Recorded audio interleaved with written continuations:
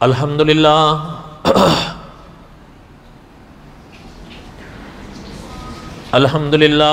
رب العالمین،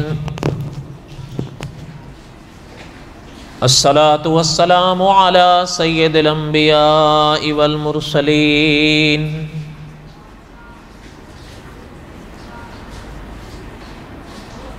اما بعد، اعوذ باللہ من الشیطان الرجیم، بسم اللہ الرحمن الرحیم۔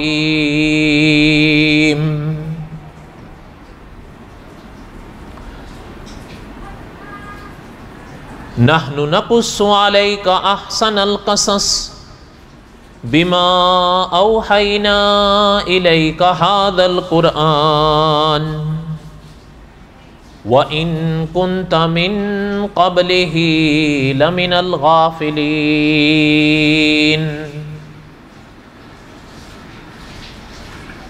صدق اللہ العظیم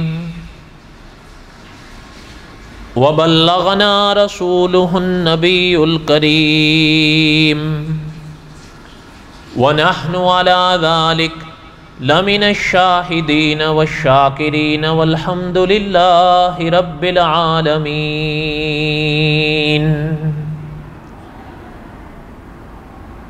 اللہم صلی علی محمد وعلی آل محمد کما صلیت علی ابراہیم وعلی آل ابراہیم انک حمید مجید۔ اللہم بارک علی محمد وعلی آل محمد کما بارکت علی ابراہیم وعلی آل ابراہیم انک حمید مجید۔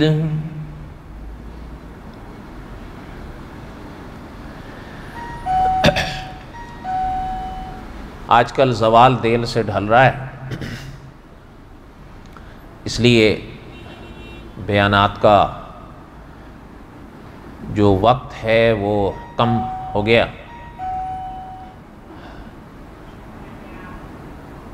قصص الانبیاء علیہم الصلاۃ میں سے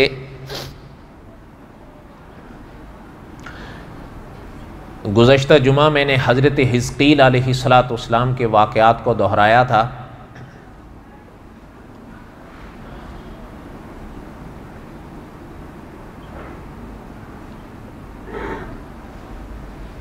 آج کے اس موقع پر قصص الانبیاء علیہم السلام میں سے حضرت حزقیل علیہ السلام کے بعد جن نبی کا نام نہ صرف یہ کہ کتابوں میں بلکہ کلام پاک میں بھی جن کا نام ملتا ہے، ان کا کچھ سبق ہم پڑھیں گے انشاءاللہ اس تھوڑی سی دیر میں جتنا ہو سکا۔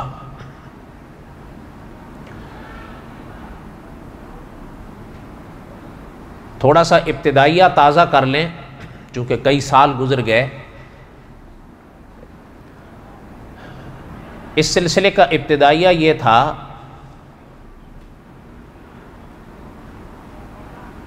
کہ علماء نے لکھا ہے کہ قرآن پاک میں اللہ ذوالجلال والاکرام نے 3 مسائل ایسے ہیں کہ ان کو بار بار بیان فرمایا ہے۔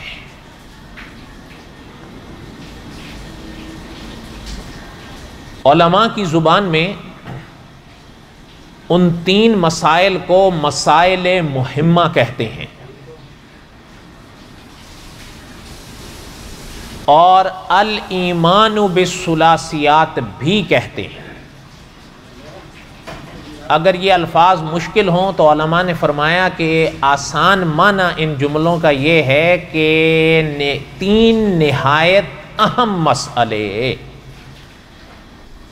جن کو کلام پاک میں اللہ تعالیٰ نے بار بار بیان فرمایا ہے، اور علماء نے لکھا ہے کہ وہ 3 مسئلے جو ہیں وہ ایمان کے ارکان ہیں۔ ایمان کا نور انہی تینوں پر جگمگاتا ہے، اور وہ علماء نے یہ بھی لکھا ہے کہ وہ تینوں ہونے ضروری ہیں۔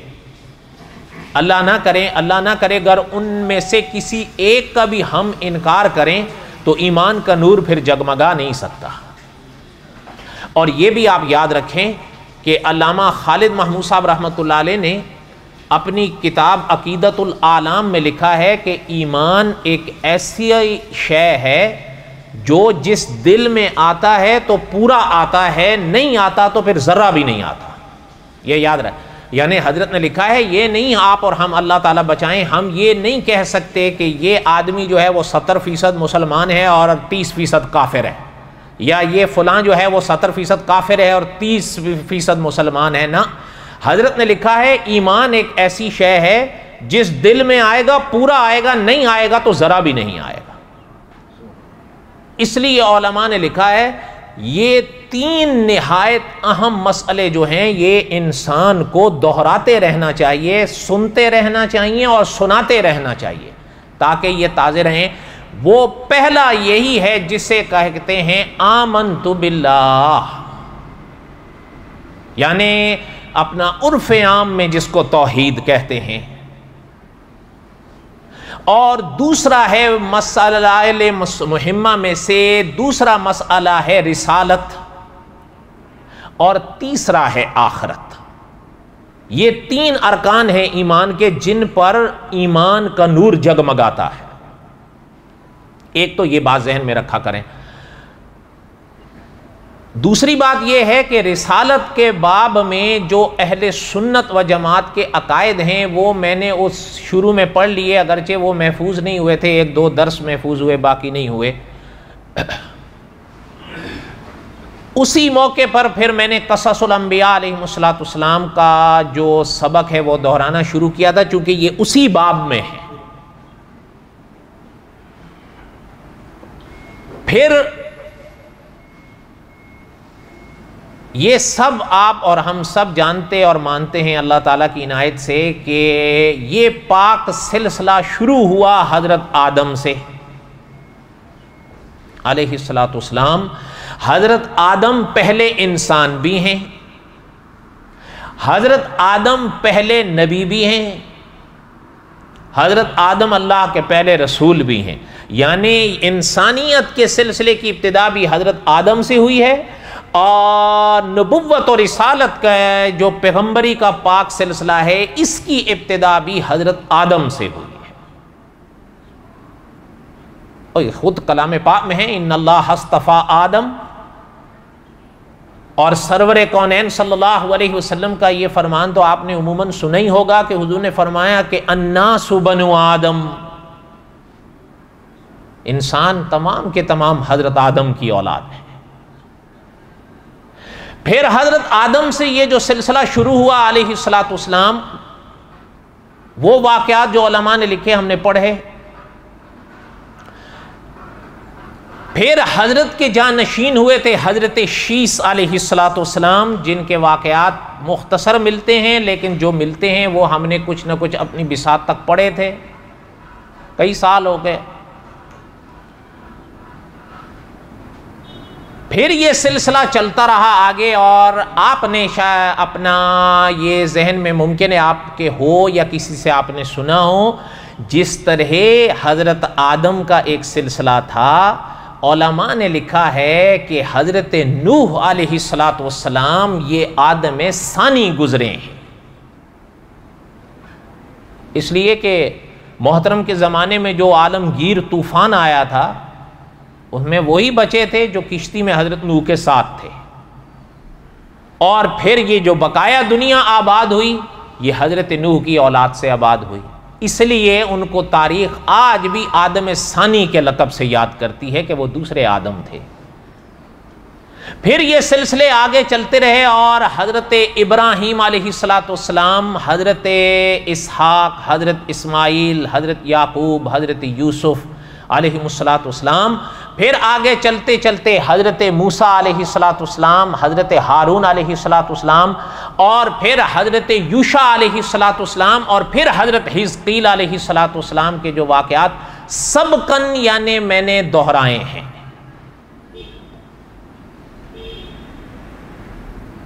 ان کے بعد پھر علماء نے لکھا ہے کہ حضرت حزقیل علیہ السلام کے بعد جن اللہ کے نبی کے تذکرے ملتے ہیں اس باب میں وہ ہیں حضرت الیاس علیہ السلام۔ کلام پاک میں محترم کا نام آتا ہے، حضرت حزقیل علیہ السلام کا تو نام نہیں ہے، میں نے گزشتہ جمعہ یہ بات دہرائی تھی۔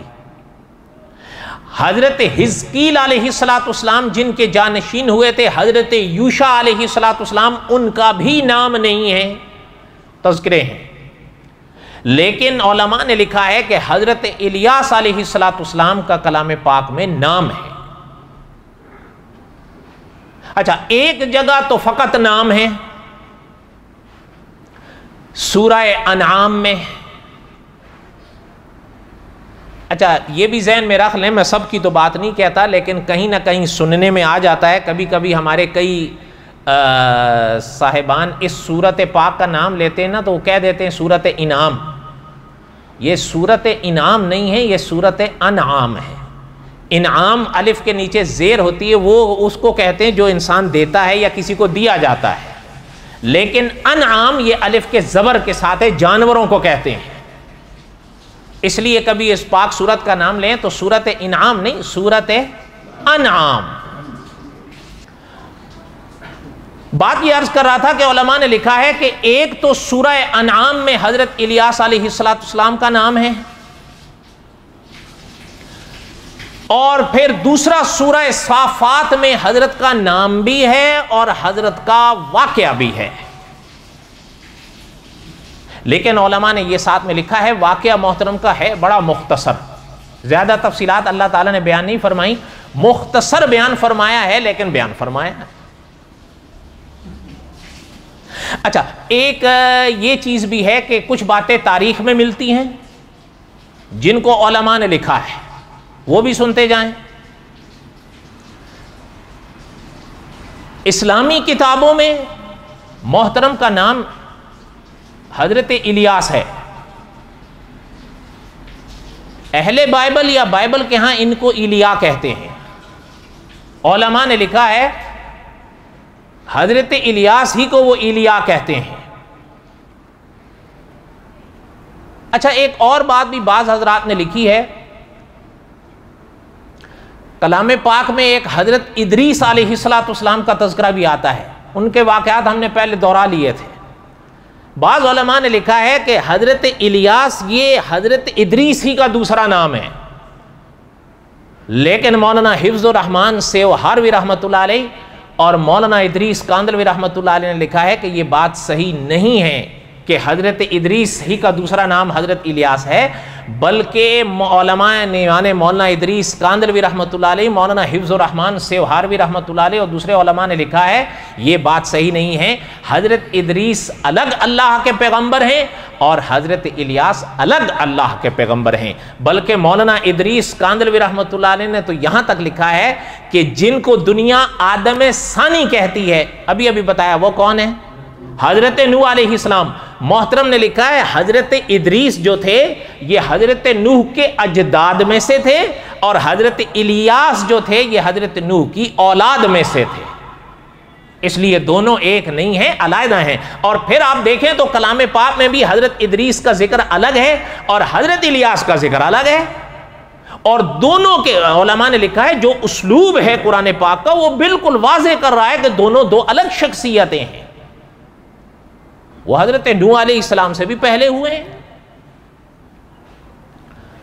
اس لیے یہ بات تو بالکل دو اور دو چار کی طرح مولانا ادریس کاندلوی رحمۃ اللہ علیہ نے کر دی ہے، اس پر تو زیادہ کئی باتیں لکھی گئی ہیں لیکن یہی اس کا خلاصہ ہے۔ علماء نے لکھا ہے کہ حضرت الیاس علیہ السلام اردن میں پیدا ہوئے، لیکن یہ بھی یعنی جمہور علماء نے لکھا ہے کہ بنی اسرائیل ہی کے لیے تھے، اور یہ بھی علماء نے لکھا ہے پرانی تاریخ کی کتابوں سے کہ حضرت موسیٰ علیہ السلام کے جو بھائی تھے حضرت ہارون علیہ السلام ان کی اولاد سے تھے، اور بنی اسرائیل ہی کے لیے نبی بھی تھے، بنی اسرائیل ہی کے لیے رسول بھی تھے۔ علماء نے لکھا ہے کلام پاک نے جس انداز سے حضرت کا بیان فرمایا ہے اس بیان سے پتہ چلتا ہے کہ حضرت صرف نبی نہیں رسول بھی تھے. وَإِنَّ إِلْيَاسَ لَمِنَ الْمُرْسَلِينَ، بالکل واضح لفظ اللہ نے فرما دیا کہ بے شک الیاس رسولوں میں سے تھے. تو بات ختم ہو. اِذْ قَالَ لِقَوْمِهِ أَلَا تَتَّقُونَ، جب انہوں نے اپنی قوم سے فرمایا تھا اے قوم تم ڈرتے نہیں ہو. أَتَدْعُونَ بَعْلًا وَتَذَرُونَ أَحْسَنَ الْخَالِقِينَ، تم بعل کو پکڑتے ہو، اس سے فریادیں کرتے ہو اور اس ذات کو چھوڑتے ہو جو احسن الخالقین ہے.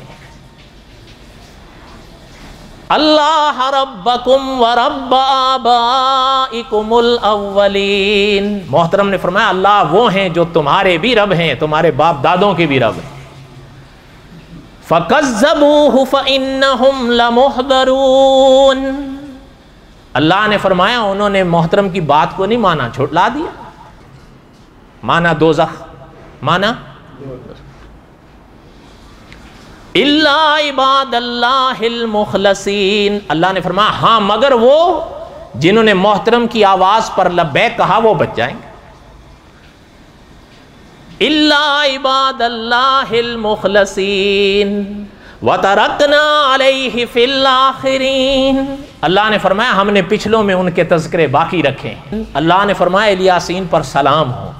اب علماء نے لکھا ہے حضرت الیاس ہی کا نام دوسرا الیاسین تھا، اور مفتی شفیع صاحب رحمۃ اللہ علیہ نے لکھا ہے اہل عرب اپنے کلام میں ناموں میں یا اور سین کا اضافہ کر دیتے ہیں کبھی کبھی. اِنَّا كَذَلِكَ نَجْزِي الْمُحْسِنِينَ، اللہ نے فرمایا بے شک ہم جو نیک کام کرتے ہیں ان کو ایسے ہی بدلے دیتے ہیں. اِنَّهُ مِنْ عِبَادِنَا الْمُؤْمِنِينَ، اللہ نے فرمایا بے شک وہ ہمارے ایماندار بندوں میں سے تھے. کوئی بات سمجھ میں آئی آنکھ آنکھ والو؟ تھوڑا تھوڑا اگر آگے آگے آ جائیں تو کیا خیال ہے آپ کا؟ تھوڑا آگے آ جائیں، یہاں سے نماز پڑھ کے ادھر سے نکل جائیں گے. خیر یہ تو پاک آیات کا ترجمہ تھا جہاں پر محترم کا واقعہ ہے. اب ذرا خلاصہ تفسیر کا سن لیں. یہاں تک بات سمجھ آئی ہے؟ بولو. علماء نے لکھا ہے کہ محترم اردن میں پیدا ہوئے تھے.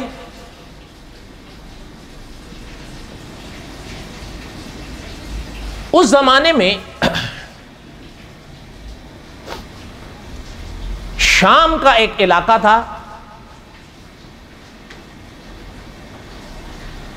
جہاں تک مجھے یاد آ رہا ہے علماء نے اس علاقے کا نام بعلبک لکھا ہے. پرانے دور کی باتیں ہیں، کوئی غلطی ہوگی تو میری طرف سے ہوگی. جہاں تک یاد آ رہا ہے یہی نام یاد آ رہا ہے.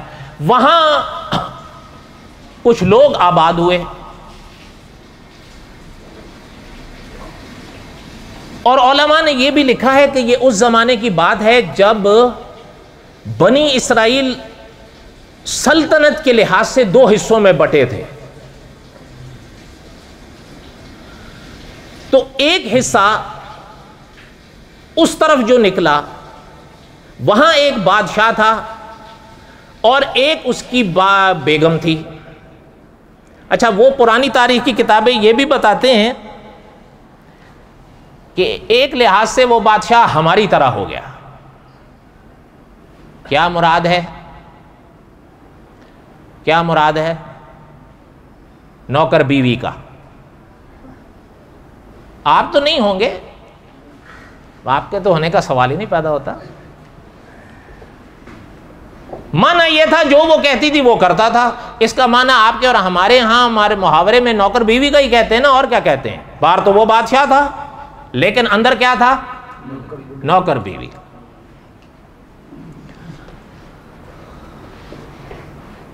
اچھا ایک اور اس میں مرض تھا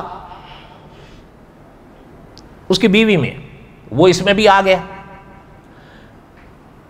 ایک بت تھا اس زمانے میں جسے بال کہتے تھے. قرآن پاک میں بھی یہاں لفظ آیا نا ہوتا اتدعون بالا وتذرون، یہ بال بے عین لام.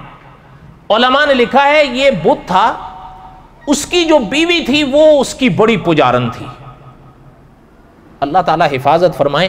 یعنی عقیدے کے لحاظ سے وہ مر مٹی ہوئی تھی اس بت پر. علماء تاریخ نے کچھ حالات اس کے تھوڑے بہت لکھنے کی کوشش کی ہے. جس نام کا وہ بت تھا ان سے یہ تو پتہ چلتا ہے کہ کسی اچھے آدمی کا بت تھا. واللہ تعالی عالم, اللہ بہتر جانتے ہیں. ان تاریخی اشاروں کو پڑھیں تو, اور ویسے کوئی تعجب کی بات بھی نہیں ہے, کوئی تعجب کی بات بھی نہیں ہے. یہ بات تو محسوس کی ہے, کوئی بھی بروں کو عموماً خدائی درجے نہیں دیتا. جو انسان کو بھانے لگتے ہیں نا, انہی کو انسان خدائی درجے دینے لگتا ہے. وہ مرتی تھی اس بت کے پیچھے.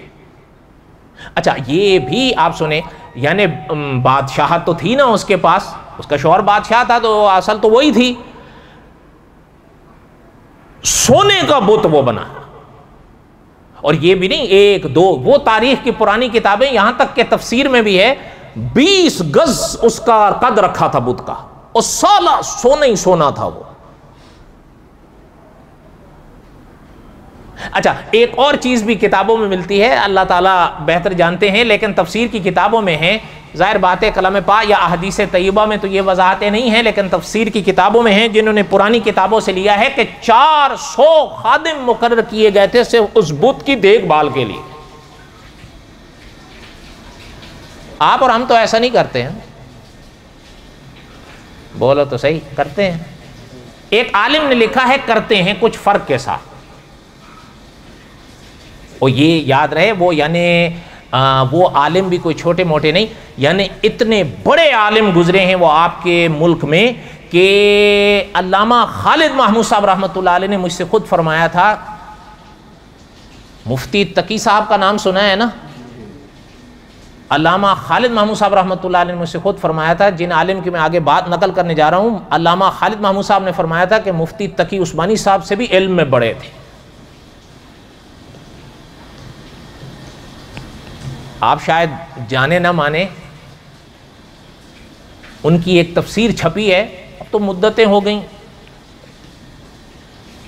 الحمد کی الف سے لے کر والناس کے سین تک پورے قرآن پاک کی 13,000 صفحات میں تفسیر آئی ہے,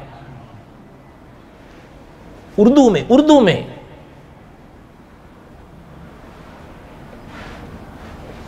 انہوں نے لکھا ہے یہ انہی آیات کی تفسیر کے موقع پر کہ ہم بھی یہ سب کرتے ہیں کچھ فرق کے ساتھ. وہ سب کچھ بال کے ساتھ کر رہی تھی, اللہ تعالیٰ معاف فرمائے, اللہ تعالیٰ بچائیں, ہم میں سے کچھ لوگ یہ سب قبروں کے ساتھ کرتے ہیں. حالانکہ میں نے گزشتہ جمعہ عرض کیا تھا, آپ سمجھ سکتے ہیں اس بات کو, قرآن حضور پر نازل ہوا نا, دھیان دینا میری طرف. حضرت الیاس علیہ السلام کا واقعات تو آگے آ جائیں گے, اللہ تعالیٰ نے زندگی دی, لیکن ایک بات عقیدے سے تعلق رکھتی ہے, اس کو دھیان سے سنو, نہ من مانے تحقیق کرو. جو بھی وحییں یا جو بھی مذہب اپنی نسبت آسمان کی طرف کرتے ہیں نا, ان کے ہاں قبریں ہیں. ٹھیک ہے, غلط کہہ رہا ہوں؟ آپ اور ہمارے ہاں قبریں ہیں یا نہیں؟ قبروں کے تذکرے قرآن پاک میں بھی ہیں یا نہیں, اور احادیث طیبہ میں بھی ہیں یا نہیں, ہماری فقہ کی کتابوں میں بھی ہے قبریں کیسی بننی چاہیے. ایک ایک مسئلہ کو وہ پتہ یہ چلتا ہے, قبریں اب کی نہیں ہیں, پہلے دور سے چلی آ رہی ہیں. آپ صلی اللہ علیہ وسلم سے پہلے جو لوگ چلے اور اپنی نسبت آسمان کی طرف کرتے تھے, ان کو دنیا عیسائی کہتی تھی. ایسا ہی ہے یا نہیں؟ ان کے ہاں بھی قبریں ہیں یا نہیں؟ ان کے ہاں بھی ہیں. اچھا, ان سے پہلے جن کی طرف عیسائی اپنی نسبت کرتے تھے, اور عیسائیوں سے پہلے جن کا دور چلا آ رہا تھا, ان کو دنیا یہودی کہتی تھی. ان کے ہاں بھی قبریں ہیں یا نہیں؟ ان کے ہاں بھی قبریں ہیں. کہنے کا مقصد یہ ہے کہ اچھا آپ ذرا دیکھ لینا, آپ دور کیوں جاتے ہیں. خیر میں دوسری طرف چلا جاؤں گا, بات لمبی ہو جائے گی, وقت نہیں ہے. کہنے کا میرا جو مقصد ہے اس پہ آ جاؤں. قبروں کے حوالے سے جو موٹی سی بات ہے وہ ذہن میں رکھ لو, بٹھا لو. اگر کوئی آپ کو یہ کہتا ہے, میں خواتین کی بات نہیں کر رہا ہوں, ان کا مسئلہ الگ ہے. یہ جو عام طور پر کہہ دیا جاتا ہے نا, خواتین کو جانے کی قبرستان اجازت ہے, بولو تو صحیح. میں اس جملے کے ساتھ پوری طرح اتفاق نہیں کرتا جو یہ عام طور پر دہرایا جاتا ہے نا کہ خواتین کو قبرستان میں جانا. بولو تو صحیح. میں اس جملے کے ساتھ پوری طرح اتفاق نہیں کرتا. اس کی پوری تفصیل ہے جو ہمارے لوگ نہیں جانتے. سیدھی بات ہے, انہوں نے یہ ایک لفظ سنا ہے, آگے اس کی پوری شرح نہیں پڑی ہوئی ہوتی. آسان ہے, مت جاؤ. یا ان کا تجربہ ہوتا ہے جس کی بنا پر وہ کہہ دیں, وہ اپنی جگہ ہے. پورا مسئلہ علامہ خالد محمود صاحب رحمۃ اللہ علیہ نے اپنی کتاب ابقات میں لکھا ہے. آپ کے پاس ہے یہ کتاب؟ سوال ہی نہیں پیدا. ہمارے مولوی صاحبان کے پاس بھی نہیں ہے. اس لیے ان کا مسئلہ الگ ہے. البتہ جہاں تک مردوں کا مسئلہ ہے, وہ آپ سب جانتے ہیں مردوں کو قبرستان جانے کی اجازت, بلکہ اگر آپ یہ دھیان دیں آپ کو بہت آسانی سے سمجھ میں آ جائے گی کیوں جانے کے لیے فرمایا گیا. تاکہ عبرت انسان کو حاصل ہو, انسان کو موت یاد آئے. پتہ ہے علماء نے لکھا ہے, جو آثار الاحسان کے علماء ہیں انہوں نے اپنی کتابوں میں لکھا ہے کہ اللہ نہ کرے, اللہ تعالیٰ بچائے, اگر کبھی دل کے اندر گھمنڈ پیدا ہونے لگے. گھمنڈ کئی وجہ سے آ جاتا ہے, کبھی دولت سے آتا ہے, کبھی حسن سے آتا ہے, کبھی عہدے سے آتا ہے, کبھی کسی اور بات سے اگر کسی بھی کارن دل میں گھمنڈ آنے لگتا ہے, علماء نے اس کا علاج لکھا ہے کہ جا کے قبرستان سے ہو آؤ, دل کی دنیا بدلے گی.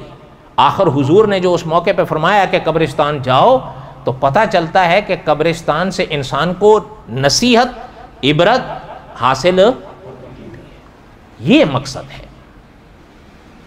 باقی اس کی سوا سیدھی آپ کو سچی بات بتاؤں, احادیث طیبہ میں کہیں بھی یا فقہاء اکرام نے کہیں بھی نہیں لکھا ہے کہ کوئی انسان قبر پر جائے تو وہاں جھکے یا وہاں ہاتھ لگائے یا وہاں چومے یا وہاں چادریں چڑھائے یا پھول چڑھائے. ایسا کوئی حکم نہ کلام پاک میں ہے, نہ احادیث طیبہ میں ہے, نہ فقہ میں ہے. بات سمجھ آئی؟ اور بولو تو صحیح. ہے بات کڑوی, لیکن کوشش کرو اگر سمجھ میں آ سکے تو. اللہ تعالیٰ کے اولیاء کی قبروں کی زیارت کیا کرو. ہمارے خود قاری عبداللہ یابس صاحب رحمۃ اللہ علیہ فرمایا کرتے تھے کہ انسان کسی شہر جاتا ہے کسی کام سے, وہاں اگر اللہ کے کوئی ولی دفن ہو تو محترم فرماتے تھے وہاں جا کر ان کے مزار کی زیارت کرو. زیارت سے منع نہیں ہے, لیکن اگر آگے بڑھنے کی کوشش کریں وہ غلط ہے.